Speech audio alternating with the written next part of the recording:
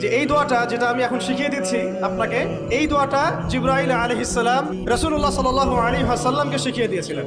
এবং রাসূলুল্লাহ সাল্লাল্লাহু আলাইহি ওয়াসাল্লাম এই দোয়াটা খালিদ বিন ওয়ালিদ রাদিয়াল্লাহু আনহুকে শিখিয়ে দিয়েছিলেন। এই দোয়াটা যদি আপনারা পড়তে পারেন, ভবিষ্যতের যে কোনো শঙ্কা, আশঙ্কা, বিপদ আপদ, বালা মুসিবত, এই বিষয়গুলোর ব্যাপারে আল্লাহর পক্ষ থেকে একটা সাকিনা এবং সুকুন হৃদয় নাজিল হবে। তো এই দোয়াটা হচ্ছে আউযু বিকালিমাতিল্লাহি তাম্মাতিল্লাতি লা ইউজাবিজুহুন্না বাররুন ওয়ালা ফাজির মিন শাররি মা খালাকা ওয়া যারআ ওয়া বারআ ওয়া মিন শাররি মা ইয়ানজিলু মিনাস সামাই ওয়া মা ইয়ারজু ফিহা ওয়া মিন শাররি মা যারআ ফিল আরদি ওয়া মা ইয়াখরুজু মিনহা ওয়া মিন শাররি ফিতানিল লাইলি ওয়ান নাহার ওয়া মিন শাররি তাওয়ারিকিল লাইল ইল্লা তারিকা ইয়াতরুকু বিখাইরিন ইয়া রাহমান। এই দোয়াটার উপর আমল করতে থাকেন, দেখেন ভবিষ্যতের আশঙ্কা দূর হয়ে যাবে।